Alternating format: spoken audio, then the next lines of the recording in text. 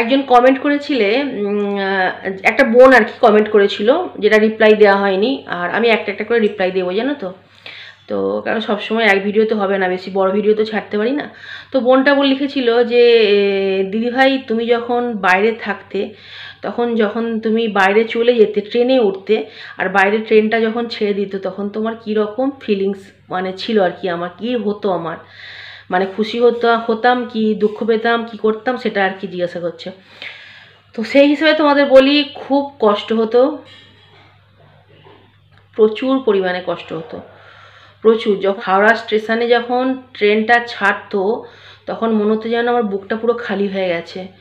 মানে আমাকে তো তুলতে যেত আমার বাড়ির লোক আর কি, আমার মা বাপি, যখন যে পারতো, আমার মামারা, আমার মা বাপি সবাই তুলতে যেত, যখন যে থাকতো আর কি তুলতে যেত, আমার পিসুনির ছেলেরা, আমার মামার ছেলেরা, বা আনতেও যেত যখন আমি হাওড়া স্টেশনে নামতাম আর কি।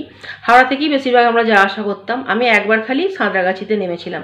সাঁতরাগাছি আমাদের আন্দুলের পরেই আর কি, মৌরি, তারপরে মনে হচ্ছে রামরাজাতলা, তারপরে মনে হচ্ছে সাঁতরাগাছি, 2-1টা স্টপেজ পরে আর কি।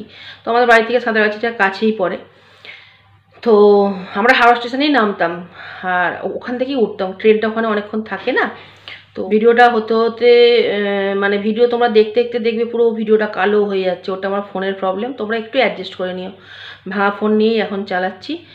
তবে ইউটিউবের দয়া হলে একটা ফোন হয়তো কিনে নেব পরে আর কি। সবার প্রথমে একটা ফোনই কিনতে হবে আমাকে। আর ফোনটা না পুরো ছেড়ে গেছে, মানে ফেভিকুইক দিয়ে মানে কাজ চালাচ্ছি, কিন্তু কতদিন চলবে, হাতে করে ধরে রাখলেও ছেড়ে যায়, ভালোভাবে আঁটে না। আর বেশি ফেভিকুইক দিয়ে আঁটতেও ভয় লাগে যদি খুলতে না পারি, মানে ফোনটা যখন সারাতে দেবো আর কি তখন। আর ফোন নেইও আমার যে আমি এই ফোনটা দিয়ে দোকানে দিয়ে তারপরে আমি অন্য ফোন মানে ব্যবহার করব। আর যেটা একটা আছে জুন ব্যবহার করে, ওটা হচ্ছে একদম মানে ক্যামেরা তো একদম খারাপ, সবই খারাপ। যাই হোক, অন্য কথায় চলে এলাম, যেটা বলছিলাম। হ্যাঁ,